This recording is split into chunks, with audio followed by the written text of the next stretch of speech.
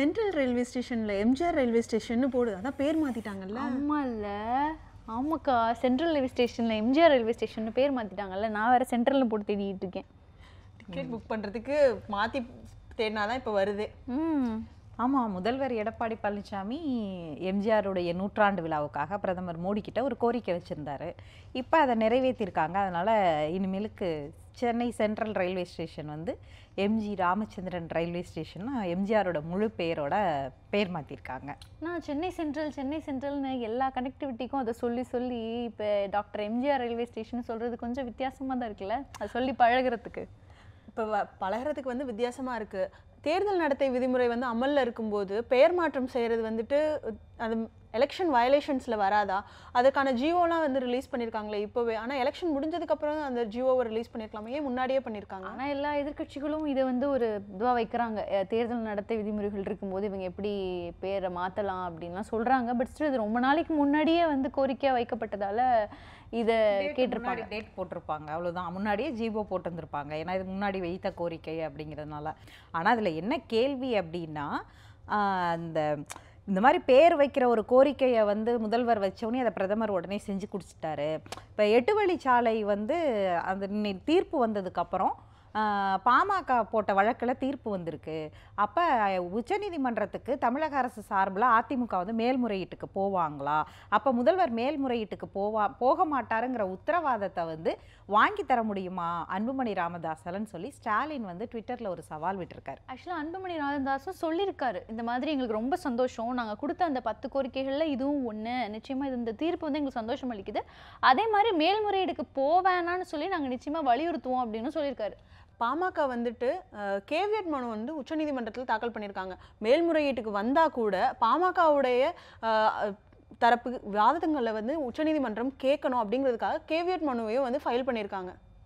கேவியட்லாம் file பண்ணியிருக்காங்க. ஆனால் அதிமுக தரப்பில் நாங்கள் மேல்முறையீடு செய்வோமா மாட்டோமா, இந்த தீர்ப்பை வரவேற்கிறாங்களா எதிர்க்கிறாங்களா எதுவுமே சொல்லாமல் ஒரு மௌனமாக இருக்காங்க. பல கோரிக்கைகள் இப்போ வந்து பிரதமர்கிட்ட வச்ச கோரிக்கைக்கு பெயர் மாற்றம் உடனே நடந்த மாதிரி 8 வழிச்சாலைக்கும் ஒருவேளை அதிமுக கோரிக்கை வச்சா நிறைவேறுமா, அந்த உத்தரவாதத்தை வாங்கி தர முடியுமா அப்படிங்கிறது தான் வந்து ஸ்டாலின் வைக்கிற கோரிக்கையாக இருக்குது, கோரிக்கையாக இருந்துச்சு. ஸ்டாலினை பற்றி அக்கா பேசணுன்னு எனக்கு எடப்பாடி பழனிசாமி பேசியிருக்கிற ஒரு விஷயமும் முன் வச்சு நினைவுக்கு வருது. ஸ்டாலின் எப்போ பார்த்தாலும் வந்து தேர்தல் பிரச்சாரத்தப்ப சொல்லுவார்ல, ஜெயலலிதாவோட மரணத்திற்கு நாங்கள் வந்து ஒரு தீர்வு கொண்டு வருவோம், எப்படி அந்த மரணம் நிகழ்ந்து நாங்கள் கண்டுபிடிப்போம் அப்படின்னு சொல்கிறார்ல. அதே மாதிரி இப்போ எடப்பாடி என்ன சொல்லியிருக்காருன்னா, கலைஞர் நல்லா தான் இருந்தார், ஆனால் 2 வருஷம் வந்து அவரை பேச முடியாமல் ஆக்கி அவரை வந்து வீட்டு சிறையில் வச்சுட்டாங்க, அவரோட மரணம் எப்படி நிகழ்ந்ததுன்னு அதுக்கு பின்னாடி இருக்கிறதையும் நாங்கள் கண்டுபிடிப்போம் அப்படின்னு சொல்லி இப்போ எடப்பாடி பழனிசாமி அதை ஒரு பிரச்சாரமாக பண்ணிட்டு இருக்காரு. ஆமாம், இது கூட வந்து நான் கேள்விப்பட்டேன். அவர் எப்படி வந்து அந்த பிரச்சாரத்தில் சொல்கிறாருன்னா, 2 வருஷமாக வந்துட்டு வீட்டு சிறையில் வந்து கலைஞரை வச்சுருந்தாங்க, அது மட்டும் இல்லாமல் இது தொடர்பாக நாங்கள் வந்து மீண்டும் விசாரணை நடத்துவோம், கலைஞர் மரணம் தொடர்பாக எப்படி ஜெயலலிதா மரணத்துக்கு வந்து ஒரு விசாரணை ஆணையம் நடத்திக்கிட்டு இருக்காங்களோ அதே போன்று வந்துட்டு கலைஞருடைய மரணத்துக்கும் நாங்கள் ஒரு விசாரணை நடத்துவோம் அப்படிங்கிற மாதிரி சொல்லியிருக்காரு. ஆனால் ஆளாளுக்கு இந்த மாதிரி மரணத்தை 2 முக்கியமான தலைவர்கள் இறந்து போயிட்டாங்க, ஆனால் இவங்களுடைய இறப்பில் வந்து சந்தேகம் இருக்குது அப்படின்னு சொல்லி 2 தரப்பும் அதை வந்து ஒரு ஓட்டுக்காக அதை முன் நிறுத்துறாங்களோ அப்படின்றது தான் வந்து எல்லாரும் பேசிக்கிறாங்க. 2 வருஷமா கருணாநிதி வந்து உடல்நிலை சரியில்லாமல் இருந்த காலகட்டத்தில் இவங்க சொல்கிற அதாவது இப்போ முதல்வர் எடப்பாடி பழனிசாமி எதை வந்து எந்த காலகட்டத்தை சொல்கிறாரோ, இந்த 2 வருஷம் வீட்டுக்குள்ளேயே வச்சுருந்தாங்க, வீட்டு சிறையில் இருந்தார் அப்படின்னு சொல்கிற அந்த காலகட்டத்தில் தான் வந்து பார்த்திங்கன்னா ஆர்கே நகர் இடைத்தேர்தல் வர்றதற்கு முன்னாடி பிரதமர் மோடியே வீட்டில் போய் கோபாலபுரத்தில் வந்து கருணாநிதியை வந்து சந்தித்து உடல்நலம் விசாரித்தார். அப்போ அவரும் இதில் சம்மந்தப்பட்டிருக்காரு இல்லையா, அப்போ அவருக்கு தெரியும் இல்லையா பிரதமருக்கு என்ன நடந்தது அப்படிங்கிறது, எல்லா மக்களுக்குமே என்ன நடந்தது அப்படிங்கிறது வந்து வெளிப்படையாக தெரியும். இந்த பக்கம் வந்து ஜெயலலிதா இதை வைக்கிறதுனால இவங்களும் போட்டிக்கு இதை வைக்கிறாங்க. ஆனால் இதை விட வந்து சமீபத்தில் கன்னியாகுமரியில் ஸ்டாலின் பேசுகிறாரு. அந்த பிரச்சாரத்தில் என்ன பேசுகிறாரு அப்படின்னு பார்த்தா, அதாவது இவ்வளவு விஷயங்கள் செஞ்சு, அதாவது காமராஜரில் ஆரம்பித்து இதற்கு முன்பு அரசியல் தலைவர்கள் இறந்தவங்களுக்கெல்லாம் வந்து நினைவு மண்டபத்துக்காக வந்து அவருடைய ஆட்சி காலத்தில் வந்து நிலம் ஒதுக்கப்பட்டுச்சு. ஆனால் அவருக்கே மெரினாவில் வந்து ஒரு 6 அடி நிலம் ஒதுக்க தற்போதைய அரசு எப்படியெல்லாம் வந்து பழி வாங்குச்சு அப்படின்னு சொல்லி ரொம்ப நெகிழ்ச்சியாக பேசியிருக்கிறாரு. அந்த இதில் வந்துட்டு ஒரு விஷயம் நோட் பண்ணீங்களா? ஸ்டாலின் பேசும்போது மெரினால கலைஞருக்கு இடம் கேட்பதற்காக இபிஎஸ் வீட்டுக்கு போனோம், அங்கே நான் மட்டும் இல்லை நானும் என்னோட அண்ணன் அழகிரி அப்படின்னு சொல்லி பிரச்சாரத்தில் வந்து அண்ணன்னு சொல்லி பேசினதை வந்துட்டு ரொம்ப நெகிழ்ச்சியாக எல்லாரும் பார்க்குறாங்க. அதுவும் இல்லாமல் அந்த பிரச்சாரத்தில் பேசும்போது அவர் கொஞ்சம் கண் கலங்கிட்டாருன்னு சொன்னாங்க. நிச்சயமா அழகிரிக்கும் ஸ்டாலினுக்குமான அந்த மோதல் வந்து எல்லாருமே வெளிப்படையாக பார்க்குறோம்ல, எவ்வளோ தீவிரமாக அவங்க மோதிக்கிறாங்க, அந்த கட்சிக்குள்ளேயே எவ்வளோ முரண்பாடுகள் இருக்குன்னு. ஆனால் ரொம்ப நாள் கழிச்சு ஒரு பிரச்சாரத்தின் போது தன்னுடைய அண்ணன் நாங்கள் எப்படியெல்லாம் எங்கள் அப்பாவுக்காக ஒரு நினைவிடத்தை கட்டுறதுக்காக எப்படியெல்லாம் நாங்கள் போராடணும், அதில் நாங்கள் எல்லாரும் போராடணும்னு சொல்லிட்டு எங்கள் அண்ணன் எல்லாரும் போகணும்னு சொல்லி அவர் ரொம்ப நெகிழ்ச்சியாக சொல்லியிருந்தது. நிச்சயமாக லாவண்யா சொன்ன மாதிரி அவர் அங்கே கண்ணீர் சிந்திட்டாருன்னு கூட நான் சில பேப்பரில் படித்தேன். 2 பேருமே வந்து 2 கட்சியுடைய முதுபெரும் தலைவர்களை இழந்து நிற்கிறாங்க. அதனால் அதை வந்து தேர்தல் நேரங்களில் 2 பேருமே அவங்களுடைய நினைவுகளை சொல்லுவாங்க. இதில் ரொம்ப முக்கியமாக இவங்க 2 பேரும் மாற்றி மாற்றி இங்கே பேசிக்கிறது தான் வந்து தேர்தல் போராக இருக்குது. அப்படிங்கிற நேரத்தில் பார்த்தா போர் வந்தால் வர்றேன்னு சொன்னவர், ஷூட்டிங்க்கு போனவர் தர்பாருங்கிற ஃபர்ஸ்ட் லுக் போஸ்டரோட வந்திருக்கார். அந்த போஸ்டரை பார்த்தா ஃபுல்லாக போலீஸ் பற்றின்னு சொல்லிட்டு ஒரு ஐபிஎஸ் ஆஃபீஸரை பற்றி அப்படின்னு சொல்லிட்டு அது டீசர்லேயே எங்கடா அந்த ஃபர்ஸ்ட் லுக் போஸ்டரில் எங்கடா எதடா பார்க்குறதுங்கிற மாதிரி நிறைய விஷயங்கள் கிளஸ்டர்டாக இருந்துச்சு. அதில் முக்கியமாக காஷன் இருந்துச்சு. ஒரு வேளை வந்து எலெக்ஷன் வரப்போகுது, தமிழ்நாட்டோட ஒட்டுமொத்த நலனை நான் தான் காக்க போகிறேன், அப்படிப்பட்ட காவலன் தான் நான் அப்படின்னு ரஜினி சொல்கிறாரோ என்னவோ. அதுவும் இல்லாமல் அந்த போஸ்டர் வந்துட்டு மும்பை பேஸ்டு ஸ்டோரி அப்படின்றது வந்துட்டு தெரியுது. ஏன்னா இந்தியாவோட அதுதான் எல்லா வலைதளத்துலேயும் வைரலாக வந்துருச்சே.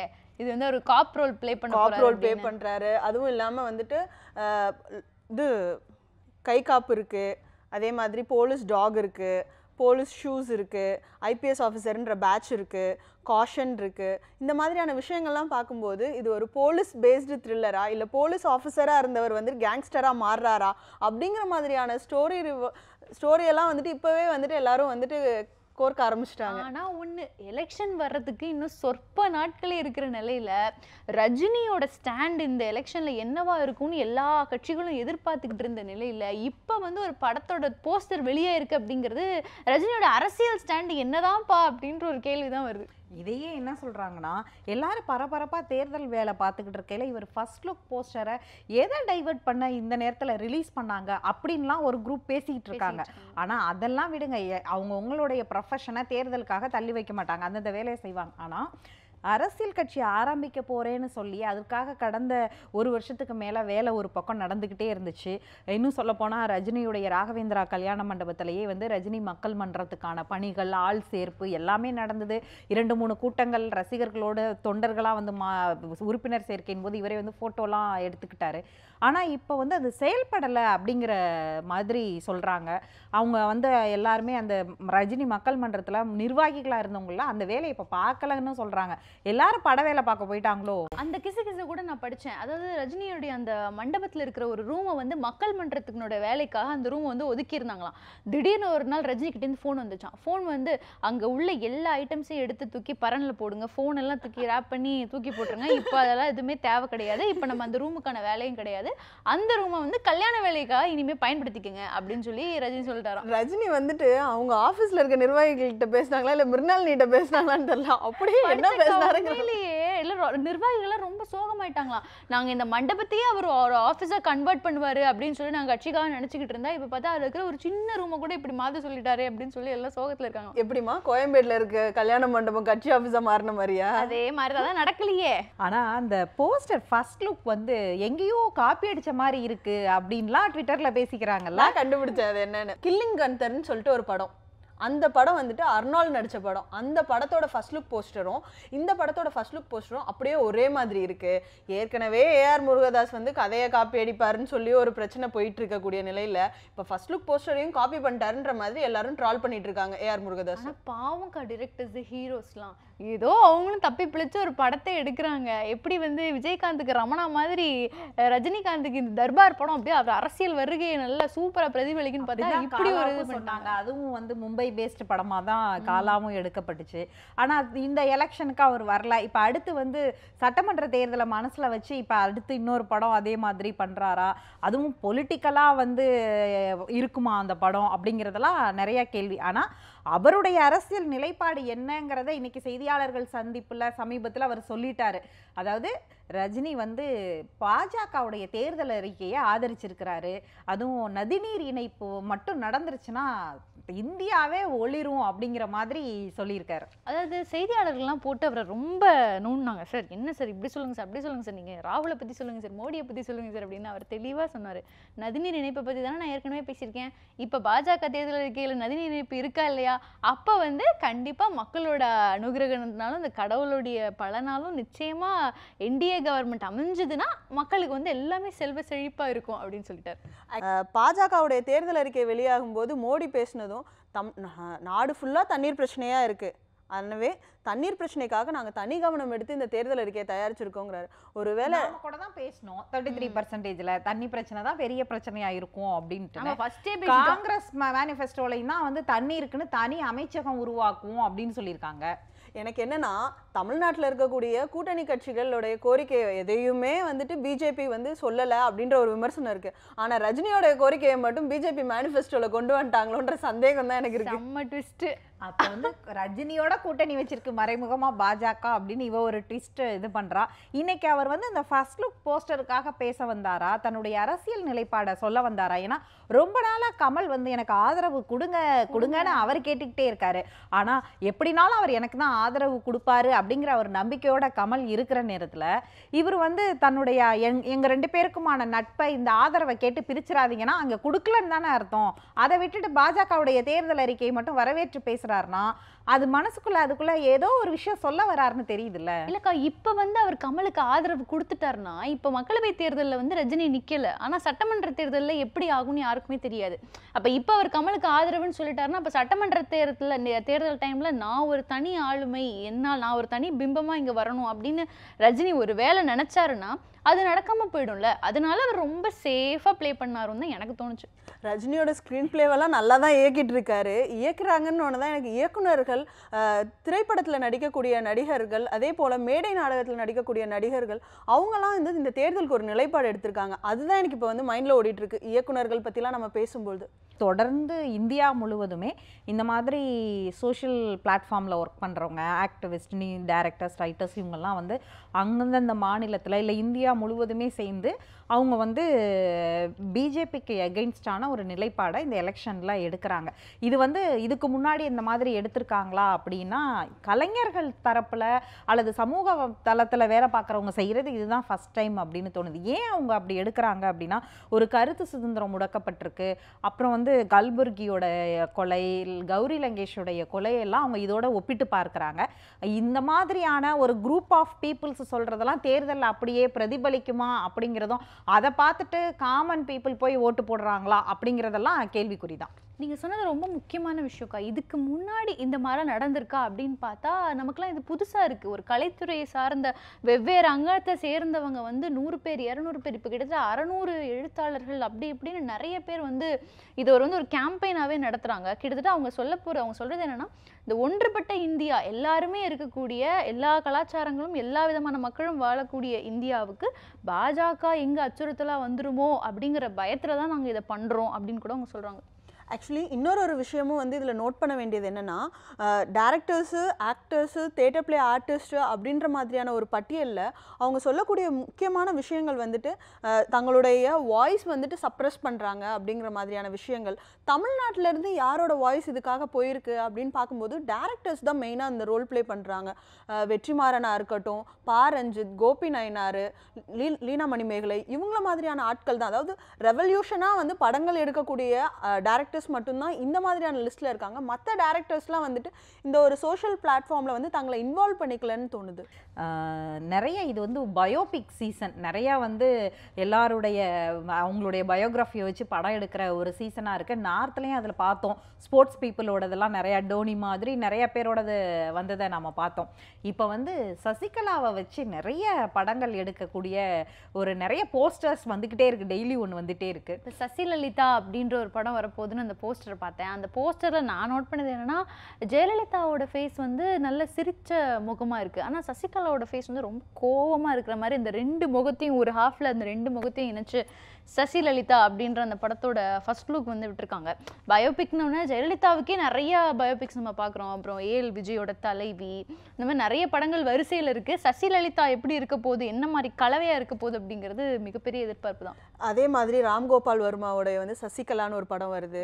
அதுக்கப்புறம் த அயர்ன் லேடி அப்படிங்கிற மாதிரியான ஒரு படம். இந்த படங்கள்லாம் வந்து ஒரு பட்டியலில் இருக்கு. ஏன் இந்த ஜெயலலிதாவுடைய மரணம் குறித்து இத்தனை படங்கள் வருது அப்படின்றது வந்து ஒரு பெரிய கான்ஸ்பிரசியா இருக்கு.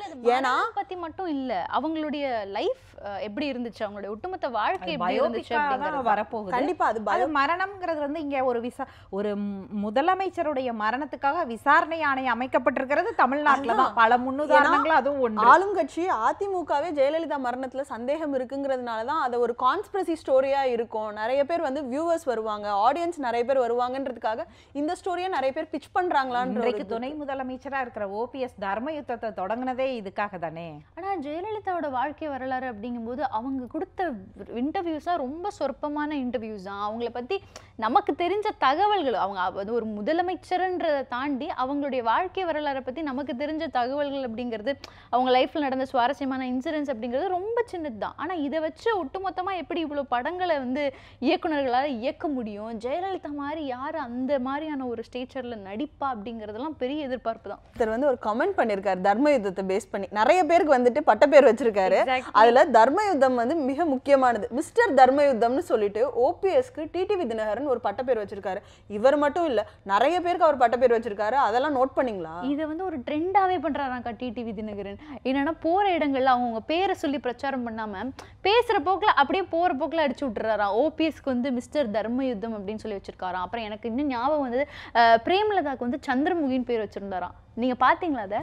கேட்குறேன், அவருடைய பிரச்சாரங்களில் கேட்குறேன். அதை தனியாக ஸ்பெசிஃபைடாக சொல்லாமல் அப்படியே ஒரு உள்ளர சொருகி அவர் அதை சொல்லிட்டு போகிறாரு. ஆனால் இந்த பிரச்சாரத்துக்கு வந்து அங்கே மக்கள் சிரிக்கிறாங்க அவர் சொல்லும்போது. ஆனால் இது வந்து வெறும் சிரிப்போட கடக்கிறதுல ஒரு ஆளுமை மிக்க தலைவனாக ஒருத்தர் வந்து தன்னுடைய எதிரியை எப்படி தீர்மானிக்கிறாரு, என்ன மாதிரி வார்த்தைகளை சபை நாகரிகத்தோட பயன்படுத்துகிறார். எப்படி வந்து முதல்வராக போகணும்னு கனவுல இருக்கிற ஸ்டாலினுக்கும் முதல்வராக இருக்கிற எடப்பாடி பழனிசாமிக்குமான சண்டைகள் தனிப்பட்ட நபர் சார்ந்த தாக்குதலாக இருக்கும். அதே மாதிரி இவரும் ஒரு தனிப்பட்ட நபர் தாக்குதலை பண்ணுறாரு அப்படிங்கிறதையும் நோட் பண்ண வேண்டியதாக இருக்குது அந்த இடத்துல. இதில் உயர்நீதிமன்றம் வேற ஒன்று சொல்லியிருக்காங்க, தனி மனித தாக்குதல்கள்ல தலைவர்கள் ஈடுபட வேண்டாம் அப்படின்னு ஒரு கருத்து சொல்லியிருக்காங்க. அதையும் நம்ம இந்த இடத்துல நோட் பண்ண வேண்டியதா இருக்கு. ஆனால் இது ரொம்ப மைல்டாக தானே இருக்குது.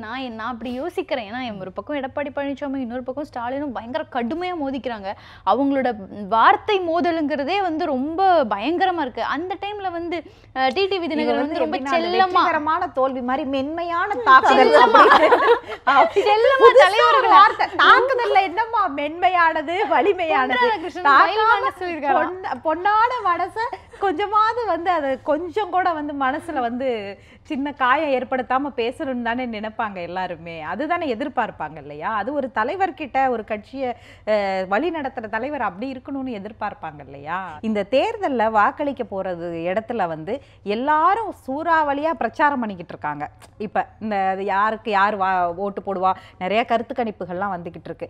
ஆனா ஒரு கட்சியுடைய தலைவர் பிரச்சாரத்துக்கு வருவாரான்னு இந்த நிமிடம் வரைக்கும் காத்துக்கிட்டு இருந்தா அவருடைய குரலையே ஒரு வருஷத்துக்கு அப்புறம் அவங்களுடைய சொந்த தொலைக்காட்சியிலேயே கேட்க முடிஞ்சது. அதுவும் நடிகர் கம் தலைவரான விஜயகாந்த் அவர் வந்து பேசியிருக்கிறாரு. அவ்வளவு பார்க்கவே வந்து கஷ்டமா இருக்கு. அவர் எவ்வளவு கஷ்டப்பட்டிருப்பாரு உடல்நிலையில அப்படிங்கிறது வந்து அந்த காட்சியை பார்க்கும்போதே தெரிஞ்சுது. நிச்சயமா அது ரொம்ப சின்ன இன்டர்வியூ தான். ஆனா அதுல ரொம்ப தெளிவா எல்லா கட்சியும் வந்து விட்டு விளாசிட்டாரு. ஆஸ் யூஷுவல் வந்து திமுக வந்து தில்லுமுள்ளு கட்சி அப்படின்னு சொல்லியிருக்காரு.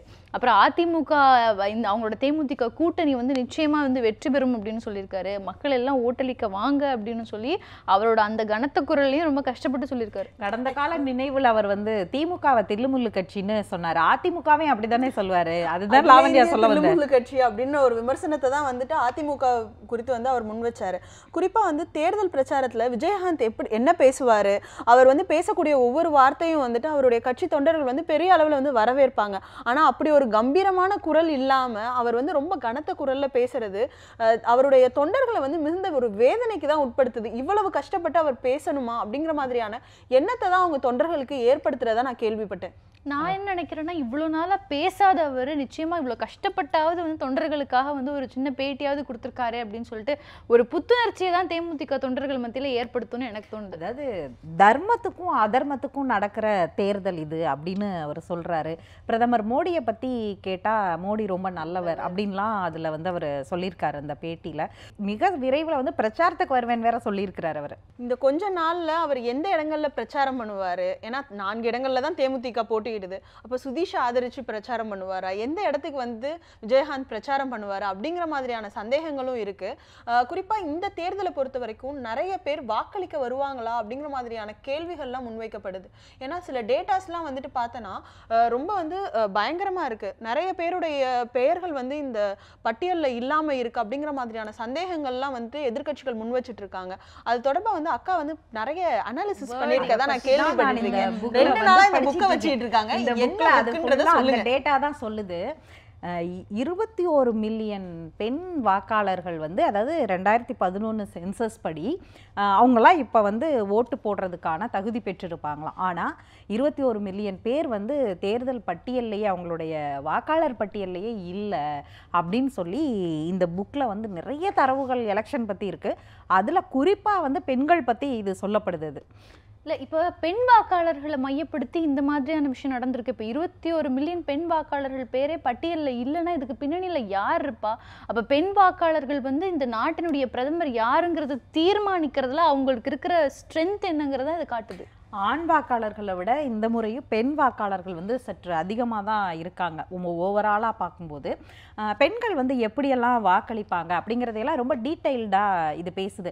இதாவது இந்த எலெக்ஷன், இது இன்றைய எலெக்ஷனை மட்டும் இந்த புக்கு பேசலை.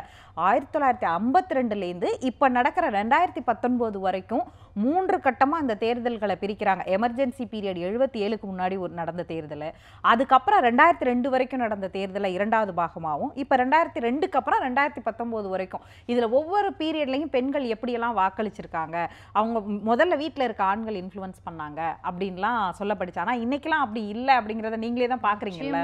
2002க்கு அப்புறம் அந்த என்னக்கா டைம் லைன்? எமர்ஜென்சிக்கு முன்னாடி, எமர்ஜென்சிக்கு அப்புறம் ஓகே. 2002ன்றது அந்த ஏன் டைம் ஃப்ரேம் வச்சுருக்காங்க? அது 2002 அப்படின்னு அவங்க பிரிச்சிருக்கிற காலகட்டம் வந்து ஒவ்வொரு தேர்தலுக்கு அப்புறமும் பெண்களுடைய வாக்கு சதவீதம் எப்படி இருக்குது அப்படிங்கிறத பார்த்து இதை பிரிச்சிருக்கிறாங்க. ஸ்டேட்டை கூட பிரிச்சிருக்காங்க. 3 வகையாக மாநிலங்களை பிரிக்கிறாங்க. அதாவது ஒரு தொகுதி இருக்கிற மாநிலங்கள்லாம் இருக்குல்ல, நாடாளுமன்ற தொகுதி, அதையெல்லாம் வந்து சிறிய 1லேருந்து 6 வரைக்கும் இருக்கிறத சிறிய மாநிலங்கள். அப்புறம் மீடியம் சைஸ் மாநிலங்கள்னா 6 நாடாளுமன்ற தொகுதியிலேருந்து 24 நாடாளுமன்ற 25 நாடாளுமன்ற தொகுதி இருக்கிற வரைக்கும். நாமெல்லாம் பெரிய மாநிலங்கள் லிஸ்ட்டில் இருக்கோம். தமிழ்நாடெல்லாம் 25லேருந்து 80 நாடாளுமன்ற தொகுதி இருக்கிறது வரைக்கும் அப்படின்னு பிரிச்சிருக்கிறாங்க. கடந்த முறை வந்து என்டிஏ வெற்றி பெற்றதுக்கு முக்கியமான காரணமே இந்த புக்கில் சொல்லப்படுறது வந்து என்னன்னா, ஆண்கள் அதிகமாக வாக்களிச்சாங்க என்டிஏக்கு அப்படின்னு சொல்லி சொல்றாங்க. பாஜகவுக்கு வந்து பெண்களை விட ஆண்கள் அதிகமாக வாக்களிச்சிருக்காங்க. இன்னொரு விஷயம், நம்ம ஏற்கனவே பேசிட்டு இருந்தோம்ல, இந்த புத்தகத்தை படிக்கிறதுக்கெல்லாம் அரசியல் கட்சி தலைவர்கள்லாம் ரொம்ப விருப்பப்படுறாங்க அப்படின்னு சொல்லிட்டு அவங்களுக்கு கிடைக்கிற சின்ன சின்ன டைம்ல கூட இந்த புக்கெல்லாம் படிச்சுட்டு இருக்காங்களாம். இப்போ பெண் வாக்காளர்கள்னு சொல்லும் போது இன்னொரு செய்தி நான் படிச்சது ஞாபகம் வருது.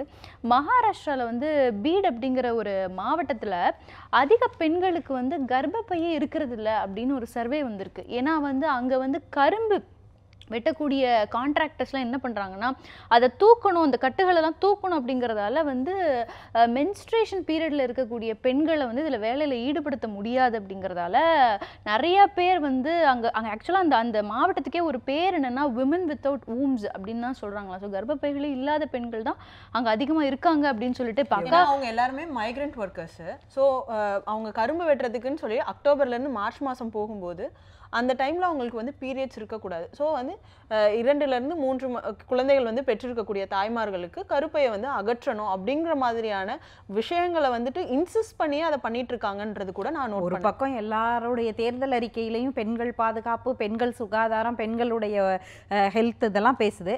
இன்னொரு பக்கம் வந்து இதே மாதிரி பெண்களுக்கு என்ன மாதிரியான நடக்குது அப்படிங்கிறதையும் பார்க்கலாம். இந்த தேர்தல் எப்படியானதாக இருக்க போகுது, பெண்களுக்கு எவ்வளோ முக்கியத்துவம் கொடுக்க போகிறாங்க, இந்த மாதிரி கிராமங்களில் நடக்கக்கூடிய பெண்கள் சார்ந்து இருக்கக்கூடிய இந்த நம்பிக்கைகள்லாம் எப்படி தகர்த்து உடைஞ்செறிய போகிறாங்கங்கிறதெல்லாம் காலம்தான் சொல்ல போகுது.